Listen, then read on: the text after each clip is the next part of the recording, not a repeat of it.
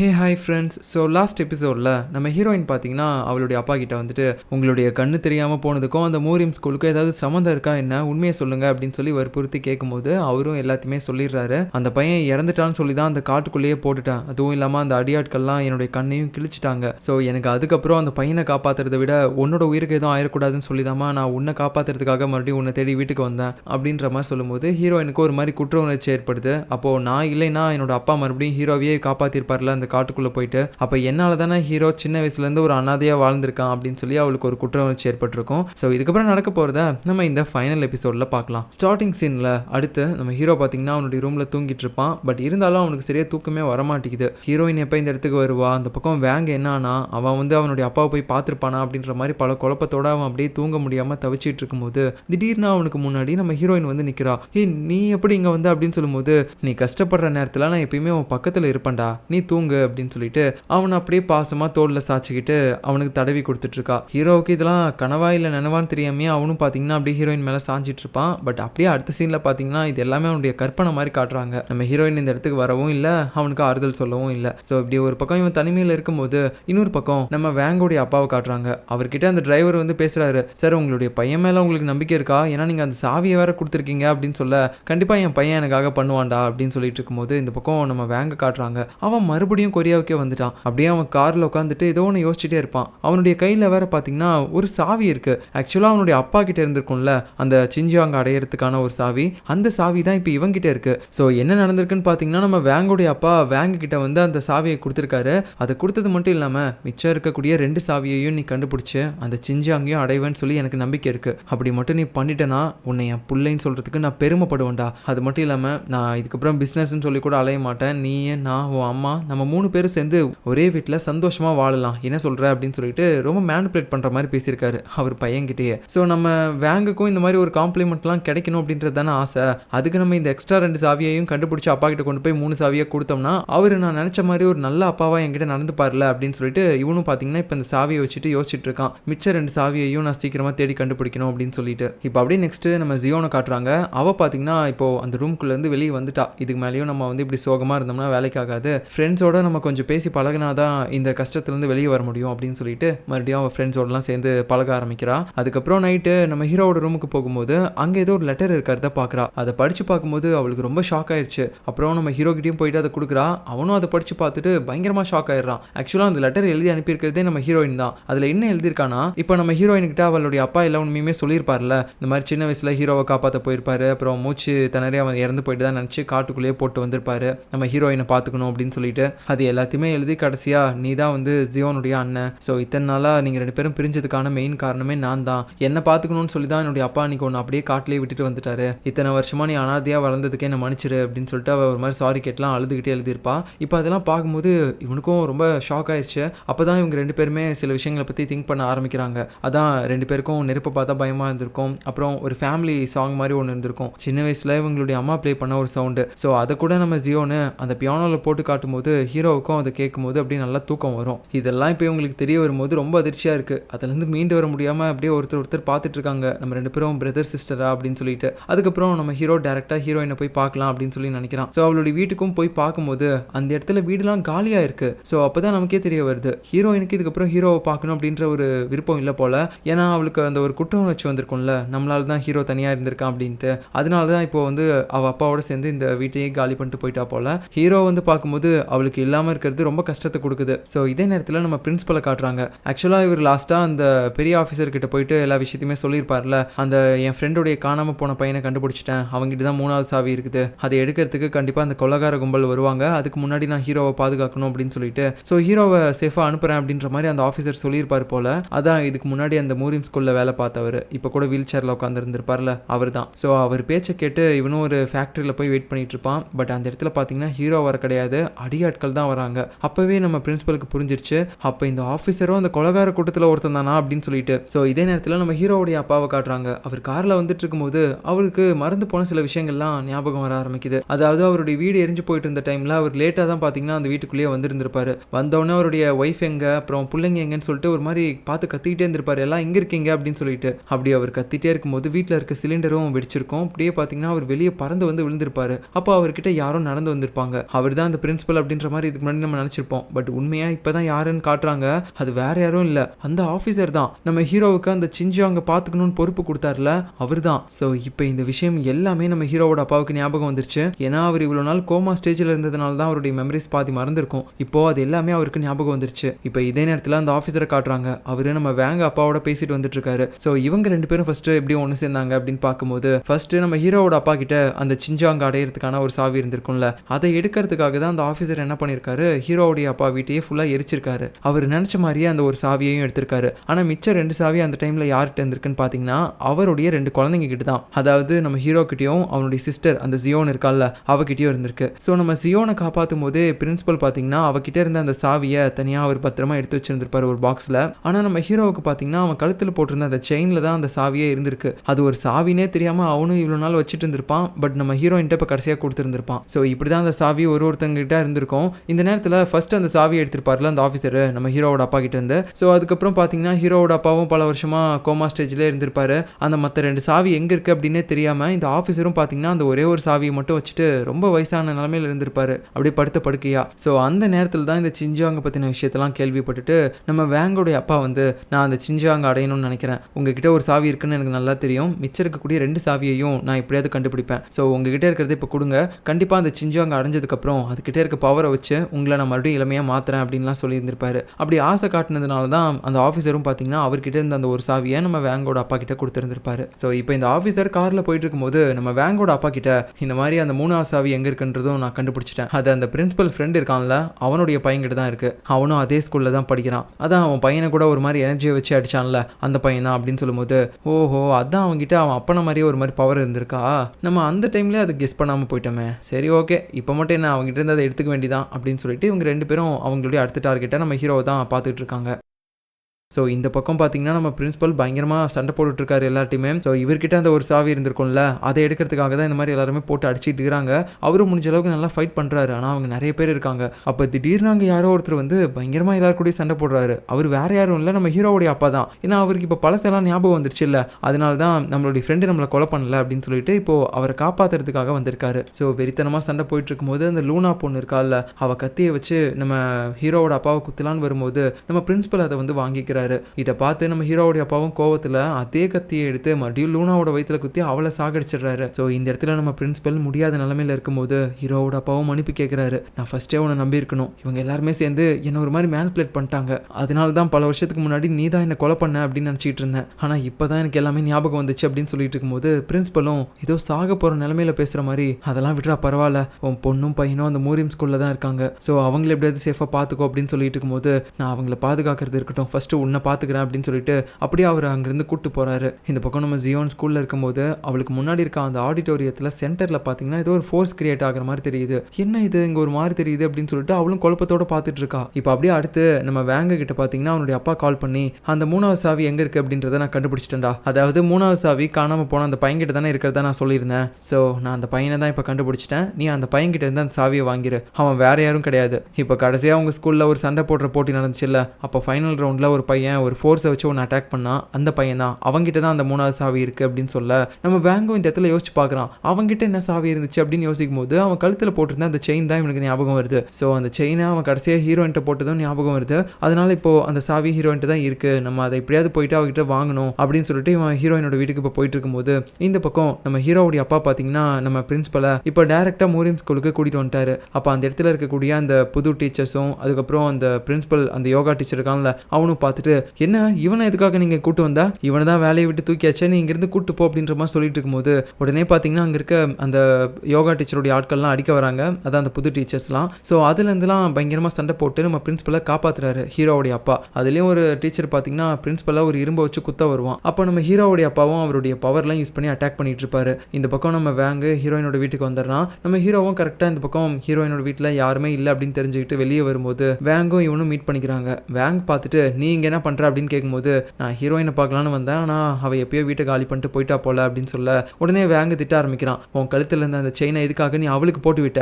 அதில் தான் அந்த சிஞ்சாங்குக்கான 3வது சாவி இருந்திருக்கு. நீ அதை போட்டதுனால இப்போ அவளுடைய உயிர் ஆபத்தில் இருக்கு. அந்த சாவி அவகிட்ட இருந்து எடுக்கிறதுக்காக கண்டிப்பாக நிறைய பேர் சுற்றிட்டு இருப்பாங்க அப்படின்னு சொல்லும்போது, நீ தேவையில்லாமல் என்கிட்ட பேசாத, அவளை எப்படி காப்பாற்றணும்னு எனக்கு தெரியும் அப்படின்னு சொல்லிட்டு ஹீரோவும் பார்த்தீங்கன்னா ஒரு மாதிரி அவங்ககிட்ட சண்டை போட்டுட்டு இருக்கான். அதுக்கப்புறம் நம்ம வேங்க அவனுடைய கார் எடுத்துட்டு அங்கேருந்து கிளம்பி வந்துட்டு இருப்பான். போகும்போது அவன் அப்பாவுடைய டிரைவருக்கு கால் பண்ணி விஷயத்த சொல்லிடுறான். இந்த மாதிரி அந்த 3வது சாவி என் ஃப்ரெண்டு கிட்ட இருக்கிறதா என்னோட அப்பா சொல்லியிருந்தாரு, ஆனால் இப்போ அவங்ககிட்ட இல்லை. அது வந்து ஒரு கீ செயினில் தான் அவன் வச்சிருந்தான். அந்த கீ செயினை இப்போ அந்த ஹீரோயின்ட்ட கொடுத்துருக்கான். நான் அவளை தேடி தான் போயிட்டு இருக்கேன். ஸோ எக்காரணத்து கொண்டும் நீங்கள் இதை வந்து அப்பா கிட்ட சொல்லிடாதீங்க, ஏன்னா அப்பா ஆளுங்களை அனுப்பி அவளுடைய உயிருக்கு ஏதாவது ஆபத்து ஏற்படுத்திடுவாரு அப்படின்னு சொல்ல, ஓகேப்பா நான் பார்த்துக்கிறேன் அப்படின்னு சொல்கிறான். பட் உடனே பார்த்தீங்கன்னா அந்த டிரைவரும் வந்து அவனுடைய அப்பா கிட்ட கால் பண்ணி சொல்லிட்டான் போல. இப்போ அப்படியே நெக்ஸ்ட் நம்ம ஹீரோயினை காட்டுறாங்க. அவள் பார்த்தீங்கன்னா அவள் அப்பாவோட சேர்ந்து வேற ஏதோ பக்கத்து கிராமத்துக்கு போயிருப்பா போல. அங்கே ஒரு பஸ் ஸ்டாப்பில் உட்காந்துட்டு இருக்கும்போது நம்ம ஹீரோவுடைய போஸ்டர் ஒன்று ஒட்டி இருக்கும். அதை பார்த்துட்டு அவள் பாட்டுக்கு தனியாக பெணாத்திக்கிட்டு இருக்கா. நான் எங்கே போனாலும் என்னை தேடி நீ வந்துடுறியாடா, உன்னை பார்க்காமையே என்னால் இருக்க முடியல, இதுக்கு மேலே என் வாழ்க்கை முழுக்க நான் அதே மாதிரி தான் இருக்கணும் அப்படின்னா எப்படி இருக்கிறது அப்படின்னு சொல்லிட்டு ரொம்ப சோகத்தோட பேசிக்கிட்டு இருக்கா. அது மட்டும் இல்லாமல் அவள் இதுக்கு முன்னாடி ஒரு சிக்கன் கடையில் வேலை பார்த்துருப்பாள். அதோட விசிட்டிங் கார்டை நம்ம ஹீரோவுடைய போஸ்டர் பக்கத்தில் அப்படியே ஒட்டி விடுறா. ஒரு மாதிரி 2 பேரும் ஒன்றா இருக்கிற மாதிரி நினச்சிக்கிட்டு. இப்போ அப்படியே நெக்ஸ்ட் சீனில் நம்ம பிரின்சிபல் பார்த்தீங்கன்னா கொஞ்சம் ரெஸ்ட் எடுத்துகிட்டு இருப்பாரு. ஏன்னா அந்த யோகா டீச்சரையும் அப்புறம் மற்ற அடியாட்களையும் நம்ம ஹீரோவுடைய அப்பா பயங்கரமாக ஃபைட் பண்ணி தடுத்துட்டாரு. அதுக்கப்புறம் நம்ம ஜியோன் வந்துட்டு அந்த பிரின்சிபலை பார்த்துட்டு, என்னை மன்னிச்சிருங்கப்பா, நான் உங்களை தப்பாக நினச்சிட்டேன், ஏன் பையனை இப்படி விட்டுட்டு பாதியிலே போயிட்டீங்க அப்படின்னு சொல்லிட்டு இப்போ கூட வந்து அப்பான்னு சொல்லி தான் அழுதுகிட்டு இருக்கா. அப்பா இல்லைன்னு தெரிஞ்சா கூட இவரை வந்து அப்பான்னு கூப்பிடாமல் இருக்க முடியல, ஏன்னா சின்ன வயசுலேருந்து இவர் தானே வளர்த்துருப்பாரு. அவரும் அப்படியே ஒரு மாதிரி இமோஷனலில் எனக்கு ஒன்றும் இல்லை அப்படின்னு சொல்லிட்டு இருப்பாரு. இப்போ அப்படியே நெக்ஸ்ட் சீனில் நம்ம ஜியோனுக்கு இதுக்கு முன்னாடி அந்த ஸ்கூலில் இருக்கக்கூடிய ஆடிட்டோரியத்தோட சென்டரில் ஏதோ ஒரு ஃபோர்ஸ் கிரியேட் ஆன மாதிரி தெரிஞ்சிருக்கும்ல. ஆக்சுவலாக அந்த இடத்துல தான் நம்ம பிரின்சிபல் அவர் அந்த பாக்ஸில் போட்டு வச்சிருந்த சாவியை அதுக்குள்ளே ஒரு மேஜிக் ஃபோர்ஸை உருவாக்கி அடைச்சி வச்சிருந்திருக்காரு, யாருக்கும் தெரியாத மாதிரி. ஸோ இப்போ அந்த விஷயத்தை வந்து நம்ம ஹீரோவுடைய அப்பா கிட்ட அவர் சொல்லிட்டார் போல. அதனால தான் நம்ம ஹீரோவுடைய அப்பாவும் அவருடைய பவரை யூஸ் பண்ணி இப்போ அந்த மந்திர வளையத்திலேருந்து அப்படியே அந்த 3வது சாவியை வெளியே எடுக்கிறாரு. அப்போ கரெக்டாக ஜியோனோ வந்து அதை பார்த்துட்டு, அப்பா எப்படி இருக்கீங்க அப்படின்னு சொல்லிட்டு இப்போ அவளுடைய உண்மையான அப்பாவை அப்படி கூப்பிடும்போது அவருக்கு ரொம்ப சந்தோஷமா இருக்கு. அப்புறம் அவருடைய பொண்ணுகிட்டயும் வந்து புலம்பிட்டு இருக்காரு, என்னை மன்னிச்சிருமா, நான் எல்லாரையுமே பாதுகாக்கணும்னு நினச்சிட்டு இருந்தேனே தவிர என் சொந்த ஃபேமிலியை பார்த்துக்கிறதுல கவனிக்காமல் விட்டுட்டேன். அதனால தான் உன் அம்மாவை இழந்துட்டு உன்னையும் அண்ணனையும் பிரிஞ்சிருந்தேன் இத்தனை வருஷமா அப்படின்னு சொல்லிட்டு ஒரு மாதிரி ரொம்ப சோகமாக பேசும்போது அவ்வளோ ஆறுதலாக பேசுகிறா. சரி விடுங்கப்பா, நம்ம தான் இப்போ ஒன்று சேர்ந்துட்டோம்ல அப்படின்னு சொல்லிட்டு. இப்போ அப்படியே நெக்ஸ்ட் நம்ம ஹீரோயின் பார்த்தீங்கன்னா இப்போ வேற ஒரு கிராமத்தில் இருக்கால, அந்த இடத்துல அவளை போய் பிடிக்கிறதுக்காக ஆல்ரெடி நம்ம வேங்கோடைய அப்பா ஆளுங்கெல்லாம் ஏற்பாடு பண்ணிட்டாங்க போல. அவனுங்க எல்லாருமே இப்போ நம்ம ஹீரோயினை ஃபாலோ பண்ணிட்டு போயிட்டு இருக்காங்க. இன்னொரு பக்கம் நம்ம ஹீரோவும் ஹீரோயினை தான் தேடிட்டு இருந்திருப்பான். அந்த நேரத்தில் ஜியோன் கால் பண்ணும்போது, இந்த மாதிரி ஹீரோயினை காணோம், அவள் வீடை காலி பண்ணிட்டு போயிட்டா, நான் எங்கே இருக்கான்னு சொல்லி தேடிட்டு இருக்கேன் அப்படின்னு சொல்ல, அந்த ஜியோன் ஒரு விஷயத்த சொல்கிறா. டே, ஹீரோயின் அடிக்கடி அவள் அம்மாவுடைய ஊருக்கு போவாடா, அந்த இடத்த வேணா நான் சொல்கிறேன், அங்கே போய் பார்க்குறியா அப்படின்னு சொல்லும்போது அவனும் சரி சொல்லு அப்படின்னு சொல்ல இவ எல்லாத்தையுமே சொல்லிடுறா. அந்த அட்ரஸ்க்கு இப்போ நம்ம ஹீரோ போயிட்டு இருக்கும்போது ஒரு கட்டத்துக்கு மேலே ஹீரோயின் வந்து அந்த பஸ் ஸ்டாப்பில் ஹீரோவுடைய போஸ்டர் பக்கத்தில் அவள் வேலை பார்த்த அந்த கடையோட விசிட்டிங் கார்டை ஒட்டி வச்சிருப்பாள்ல, அதையும் பார்த்துடுறான். அப்போது ஹீரோயின் இங்கே தான் இருக்கா அப்படின்றது தெரிஞ்சிச்சு. எங்கன்னு சொல்லி இப்போ அந்த இடத்துல சுற்றி பார்த்துட்டு இருக்கும்போது நம்ம ஹீரோயினையும் பார்த்துடுறான். ஆனால் அந்த இடத்துல நம்ம வேங்கும் அவன் அப்பாவுடைய அடியாட்களும் சுற்றி இருக்காங்க. ஸோ எல்லாருமே சேர்ந்து ஹீரோயின் எதுவும் ஹர்ட் பண்ணிடக்கூடாது அப்படின்றதுனால நம்ம வேங் வந்து ஹீரோயினை தனியாக கூப்பிட்டு வந்துட்டான். நான் வந்து அவகிட்ட பேசி அந்த சாவியை வாங்கிக்கிறேன், நீங்கள் கொஞ்சம் தள்ளியே இருங்க அப்படின்ட்டு. இந்த மாதிரி உங்ககிட்ட இருக்க சாவியை தேடி தான் அவங்க வந்திருக்காங்க, தயவு செஞ்சு அதை கொடுத்துரு, இல்லைனா நம்ம 2 பேரும் இங்கேருந்து போயிடலாம் வா அப்படின்னு சொல்லும்போது, நான் என்னத்துக்கு இந்த சாவியை கொடுக்கணும், அதுவும் இல்லாமல் நான் ஏன் உன் கூட வரணும், இது ஹீரோ எனக்காக கொடுத்தது, நான் கண்டிப்பாக இதை கொடுக்க மாட்டேன், நீ என்ன சொன்னாலும் நான் தரமாட்டேன், எனக்கு உன் கூட வரணும்னு விருப்பமும் இல்லை, நான் உன்னை ஒரு ஃப்ரெண்டு மாதிரி தான் பார்க்குறேன், நீ எப்போ தான் உன்னுடைய நினப்பை மாற்றிக்க போகிற அப்படின்னு சொல்லி நம்ம வேங்க ஓப்பனாகவே ரிஜெக்ட் பண்ணி பேசிகிட்டு இருப்பா. அந்த நேரத்தில் கரெக்டாக ஹீரோவாக அந்த இடத்துக்கு வந்துடுறான். அவனை பார்த்தோன்னே தான் ஹீரோயினுக்கு உயிரே வருது. என்னை தேடி கண்டுபிடிச்சிட்டே அப்படின் போது, ஆமாம் நான் இதுக்கப்புறம் உன்னை விட்டு எங்கேயும் பிரிய மாட்டேன் அப்படின்னு சொல்லிட்டு இருக்கும்போது கரெக்டாக நம்ம வேங்கும், சரி ஓகே நீங்கள் 2 பேர் சந்தோஷமாக இருங்க, எனக்கு அதை பற்றி கவலை இல்லை, இப்போ அந்த சாவியை என்கிட்ட கொடுங்க அப்படின்னு சொல்லி கேட்கும்போது ஹீரோவும் எதை பற்றியுமே யோசிக்காமல் அவங்ககிட்ட எதுவும் சண்டை கூட போடாமல் அப்படியே அந்த சாவியை வேங்க கிட்ட கொடுத்துட்டான். உனக்கு இதுதான் முக்கியம்னா எடுத்துகிட்டு போ, ஏன்னா உனக்காக நான் எதுவுமே பண்ணதில்லை அப்படின்னு சொல்கிறான். ஸோ அங்கேயே நம்ம வேங்குக்கு ஒரு மாதிரி கஷ்டமாக தான் இருக்குது. அது மட்டும் இல்லாமல் அந்த 3வது சாவியையும் கேட்குறான். அதான் இப்போது நம்ம ஹீரோவுடைய அப்பா அந்த மந்திர வளையத்துலேருந்து எடுத்துப்பார்ல, ஸோ அதான் அந்த 3வது சாவி, அதையும் கேட்குறான். அதெல்லாம் வச்சு நீ என்ன பண்ண போகிற, அந்த சிஞ்சாங்க அடைஞ்சு என்னதான் பண்ண போகிற அப்படின்னு சொல்லி ஹீரோ கேட்கும்போது, நான் சத்தியமாக அந்த சிஞ்சாங்க என் அப்பாவுக்கு கிடைக்க விட மாட்டேன், அதே சமயம் அந்த 3வது சாவியை ஃபஸ்ட்டு என் அப்பா கிட்டே கொடுக்க மாட்டேன், சொன்னால் புரிஞ்சுக்கோ, அந்த சாவியை மட்டும் என்கிட்ட கொடு, நான் அதை வச்சு வேற ஒன்று பண்ண வேண்டியது இருக்குது அப்படின்னு சொல்லி கேட்குறான். என்ன பண்ண போகிறான்னு தெரியல, ஆனால் இவன் ப்ராமிஸ் பண்ணுறதுனால நம்ம ஹீரோவையும் இவனை நம்புறான். சரி ஓகேடா, நீ சொல்கிற மாதிரி அந்த 3வது சாவியையும் வாங்கிட்டு வந்து நான் உங்ககிட்டே கொடுக்குறேன் அப்படின்னு சொல்லிடுறான். அதுக்கப்புறம் நம்ம ஹீரோயினை கூட்டிக்கிட்டு அவன் அந்த மூரியம் ஸ்கூலுக்கே வந்துடுறான். ஸோ நம்ம ஜியோன் ஹீரோயினை பார்த்தோன்னே அவளுக்கு ரொம்ப சந்தோஷமா இருக்கு. 2 பேரும் ஹக் பண்ணிக்கிட்டு அன்பை பொழிஞ்சிட்டு இருக்காங்க. அதுக்கப்புறம் நம்ம ஹீரோவையும் பார்த்தீங்கன்னா அவனுடைய அப்பா இப்போ வந்து ஃபர்ஸ்ட் டைம் பார்த்துட்டாரு. அதாவது இதுக்கு முன்னாடியே பார்த்துருப்பாரு. ஆனால் இப்போ தான் அப்பா பையன் அப்படின்னு சொல்லி 2 பேருக்கும் தெரிஞ்சு பார்க்குறாங்க. அதுக்கப்புறம் அவர் நம்ம ஹீரோவை டைட்டாக ஹக் பண்ணிக்கிட்டு என்னை மன்னிச்சிடுறா, என்னை மன்னிச்சிரு, நான் இத்தனை நாளாக உன்னை வந்து இப்படி தனியாக விட்டுருக்க கூடாது அப்படி இப்படின்னு சொல்லிட்டு ரொம்ப எமோஷனலில் பேசிட்டு அப்படியே அழுதுகிட்டே இருக்காரு. நம்ம ஹீரோவுக்கும் அவர் பேச பேச ரொம்ப அழுக வர ஆரம்பிக்குது. அப்போ நான் மிஸ் பண்ண அளவுக்கு என்னோட அப்பாவும் என்னை மிஸ் பண்ணியிருக்காரு போலயே அப்படின்னு சொல்லிட்டு இந்த பக்கம் நம்ம வேங்கும் போயிட்டு அந்த 2வது சாவியை ஹீரோ கிட்ட இருந்து வாங்கியிருப்பான்ல. ஸோ அதை வந்து இப்போ அவன் அப்பா கிட்ட காட்டும்போது அவருக்கு பயங்கர சந்தோஷம். இதுக்கு முன்னாடி கூட நம்ம வேங்க கிட்ட இப்படிலாம் சிரிச்சு பேசியிருந்திருக்க மாட்டாரு. இப்போ இந்த சாவியை கொண்டு வந்துட்டான் அப்படின்னு தெரிஞ்சோடனே அப்படியே பயங்கரமா சிரிச்சுட்டே பேசுறாரு. அது மட்டும் இல்லாம அவருக்கு இன்னும் சந்தோஷத்தை கொடுக்குற மாதிரி நாளைக்கு 3வது சாவியையும் என்னோட ஃப்ரெண்ட் எனக்கு கொடுக்குறேன்னு சொல்லியிருக்கான்ப்பா, கண்டிப்பா நான் அதையும் உங்ககிட்ட வந்து கொடுக்குறேன் அப்படின்னு சொல்லும்போது அவருக்கு தலகாலே புரியல சந்தோஷத்துல. இந்த பக்கம் அந்த மேட்டரை பத்தி நம்ம ஹீரோவா அவன் அப்பா கிட்ட பேசுறான். அப்பா அந்த 3வது சாவி இங்க தானே இருக்கு அப்படின்னு சொல்ல, ஆமாப்பா நான் அதை எடுத்துட்டேன் ஏன் அப்படின்னு கேட்க, இல்லப்பா என் ஃப்ரெண்டு வந்து அதை கேட்டான், அவன் வந்து அந்த சாவியை மறுபடியும் என்கிட்ட திரும்ப கொடுக்குறேன்னு தான் சொல்லியிருக்கான். பட் அதை வச்சு அவன் தப்பாலாம் எதுவுமே பண்ண மாட்டான்ப்பா, அவனை நம்பி நம்ம அதை கொடுக்கலாம் அப்படின்னு சொல்ல, இதுல வேற எதுவும் பிரச்சனை வந்துடாது இல்லப்பா, ஏன்னா ஆல்ரெடி நீ உங்ககிட்ட இருக்க சாவியையும் அவங்ககிட்ட கொடுத்துட்ட, இப்போ இந்த 3வது சாவியையும் கொடுத்துட்டேன்னா அவங்க கிட்ட 3 சாவியும் போயிடும், நல்லா யோசிச்சு முடிவெடு அப்படின்னு சொல்ல, இல்லப்பா என் ஃப்ரெண்டுக்குன்னு இது வரைக்கும் நான் எதுவுமே பண்ணது கிடையாது, அவனுக்காக இதை ஒரு விஷயத்த மட்டும் நான் பண்ணலான்னு இருக்கேன் ப்ளீஸ் அப்படின்னு சொல்லி கெஞ்சி கேட்கும்போது அவரும் சரி அப்படின்னு சொல்லிடுறாரு. அப்புறம் அடுத்த நாள் நம்ம ஹீரோ பார்த்தீங்கன்னா வேங்க ஒரு இடத்துக்கு வர சொல்லியிருப்பான், ஒரு மலைப்பகுதிக்கு. அங்கே வந்ததுக்கப்புறம் அவன்கிட்ட அந்த சிஞ்சாங்குக்கான 3வது சாவியை கொடுக்குறான். அதை கொடுத்துட்டு நம்ம ஹீரோ பாட்டுக்கு அங்கேருந்து போனதுக்கப்புறம் நம்ம வேங்கு அந்த மலையோட உச்சியில் இருந்துக்கிட்டே அவனுடைய அப்பாவும் வர சொல்கிறான். என்னப்பா திடீர்னு கூப்பிட்ட உடனே இவ்வளோ ஆர்வமாக வரீங்க, உங்களுக்கு இந்த 3வது சாவியை வாங்கியே ஆகணும்னு சொல்லி அவ்வளோ ஆசையாக இருக்குதா என்ன அப்படின்னு சொல்ல, இல்லைப்பா நான் அந்த 3வது சாவியை பார்க்கணும், அது எப்படி இருக்குன்றது எனக்கு தெரிஞ்சுக்கணும்னு ஆசையாக இருக்குது அப்படின்னு சொல்லும்போது, அப்போது உங்களுக்கு இந்த சாவி தான் முக்கியம், நான் முக்கியம் இல்லைல்ல அப்படின்னு சொல்லி கேட்கும்போது, என்னடா பேசுகிற, ஃபர்ஸ்ட் அந்த சாவியை கூட அப்படின்னு சொல்லிட்டு இருக்கும்போது நம்ம வேங்க அந்த சாவியை கொடுக்காம மலையிலேருந்து கீழே தூக்கி போடுற மாதிரி அப்படியே சைடில் கை வச்சு நிற்கிறான். டே என்னடா பண்ணுற, அந்த சாவியை கொடுறா அப்படின்னு சொல்லிட்டு இருக்கும்போது, அப்பா நான் உங்ககிட்ட ஒரு கேள்வி கேட்பேன், அதுக்கு நீங்கள் கரெக்டாக ஆன்சர் பண்ணுங்க, உங்களுக்கு அந்த சாவி முக்கியமா இல்லை நான் முக்கியமா அப்படின்னு சொல்லிட்டு பயங்கரமான ஒரு கேள்வி கேட்குறான். அவருக்கு என்ன பேசுறதுன்னே தெரியல. பட் அவருடைய மைண்ட் செட் இப்போ இருக்கிற மைண்ட் செட்டை வச்சு பார்க்கும்போது அவருக்கு அந்த சிஞ்சாங் அடையணும், அதுக்கு இந்த சாவி தான் அவருக்கு தேவைப்படுது. அவர் பெத்த பையனை கூட சூஸ் பண்ண முடியாத அளவுக்கு அவருடைய மைண்ட் செட் இங்கே இருக்குது. அதனால யோசிச்சுட்டு இருக்கிறாரு என்ன சொல்லலாம் அப்படின்ட்டு. சொல்லுங்கப்பா உங்களுக்கு அந்த சாவி முக்கியமா இல்லை நான் முக்கியமா அப்படின்னு சொல்லி கேட்கும்போது, டேய் இந்த மாதிரி கேள்விலாம் கேட்கணும்னு அவசியம் இல்லடா அப்படின்னு சொல்லிட்டு அவர் ஒரு மாதிரி திணறிக்கிட்டே இருக்கிறாரு. பையன் தான் முக்கியம் அப்படின்றத பட்டுன்னு சொல்ல மாட்டாரு. ஸோ இவர் இப்படி திணறதை பார்க்கும்போது நம்ம வேங்குக்கு மனசே உடஞ்சிருச்சு. அதனால அவன் அப்படியே அந்த மலையிலேருந்து கீழே குதிச்சிடுறான். ஸோ லாஸ்ட் மினிட்ல நம்ம வேங்கோட அப்பாவும் நம்மளுடைய பையன் தான் நமக்கு முக்கியம் அப்படின்னு சொல்லிட்டு அவரும் பார்த்தீங்கன்னா அந்த மலையிலேருந்து கீழே குதிச்சிட்டாரு. அவங்க கூடவே அப்படி கீழே விழுந்துட்டே இருக்கும்போது வேங்கும் பார்க்குறான் என்னுடைய அப்பாவுக்கு உண்மையாகவே என் மேலே பாசம் இருக்குது அப்படின்னு சொல்லிட்டு. ஆனால் இப்போ அதை புரிஞ்சு என்ன பண்ண போகிறது, 2 பேரும் கீழே விழுந்து சாக போகிறானுங்க அப்படின்னு நினச்சிட்டு இருக்கும்போது கரெக்டாக நம்ம ஹீரோவும் கீழே தான் இருக்கான். அவனுடைய எனர்ஜி கண்ட்ரோல் பவரை வச்சு இவங்க 2 பேரையும் அப்படியே கொஞ்சம் காப்பாற்றுற மாதிரி தெரியுது. அப்படியே கட் பண்ணிட்டு நமக்கு சில வருஷங்களுக்கு அப்புறம் இப்போ காட்டுறாங்க. நம்ம ஹீரோயின் பார்த்தீங்கன்னா அந்த மூரியம் ஸ்கூலில் ஒரு டீச்சராக இருக்கா, ஃபைட்டிங்லாம் சொல்லி கொடுக்குற மாதிரி. அப்புறம் நம்ம ஹீரோவும் அங்கே தான் இருப்பான். அவனுடைய மியூசிக் இன்ஸ்ட்ருமெண்ட் எல்லாத்தையுமே வச்சுக்கிட்டு இந்த கம்போஸ் பண்ணுற வேலையெல்லாம் இங்கேயே உட்காந்து பார்த்துட்டு இருக்கான் போல. அது மட்டும் இல்லாமல் 2 பேருக்கும் கல்யாணம் ஆக போது போல, இன்விடேஷன் எல்லாமே எல்லாத்துக்கும் வைக்கணும் அப்படின்னு சொல்லி பேசிட்டு இருக்காங்க. இந்த பக்கம் நம்ம ஜியோன் பார்ட் டைமாக வேற ஒரு கம்பெனிக்கும் வேலைக்கு வந்திருக்கா இன்டர்வியூக்காக. அப்போ அந்த இடத்துல பார்த்தீங்கன்னா நம்ம பிரின்சிபலும் அவளுடைய உண்மையான அப்பாவும் வராங்க. நீங்கள் என்னப்பா இங்கே பண்ணுறீங்க அப்படின்னு சொல்லி 2 பேரையுமே அப்பான்னு தான் கூப்பிடுறா. ஸோ நம்ம ஜியோன் இப்போ எந்த கம்பெனிக்கு வேலைக்கு வந்திருக்கா அப்படின்னு பார்க்கும்போது அது நம்ம வேங்கோட கம்பெனி தான். அதாவது அது அவன் அப்பாவோட கம்பெனி இப்போ அவனுடைய கைக்கு வந்துருச்சு போல. ஸோ அவனுடைய அப்பா வந்து உண்மையாகவே திருந்திட்டாரு. அதனால தான் சொத்து எல்லாத்தையுமே இப்போ இவன் பேரில் எழுதி வச்சுட்டு அவர் ஏதோ ஒரு பக்கம் லைஃப்பில் செட்டில்ட் ஆகிட்டு கடைசி காலத்தை வாழ்ந்துட்டு இருக்காரு போல. ஸோ அப்படியே எல்லாருமே சேர்ந்து இங்கே பேசிட்டு இருக்காங்க, என் பொண்ணு வேலைக்கு எடுத்துக்கோப்பா அப்படின்னு சொல்லிட்டு. அவனும் உங்கள் பொண்ணுக்கு திறமை இருந்தால் கண்டிப்பாக எடுத்துக்கலாம் அப்படின்னு சொல்லி கலாச்சிட்டு இருக்கான். அதுக்கப்புறம் ஒர்க்கு முடிச்சுட்டு இவங்க 2 பேரும் ஒன்றாவே கை கோர்த்துட்டு போகிறாங்க.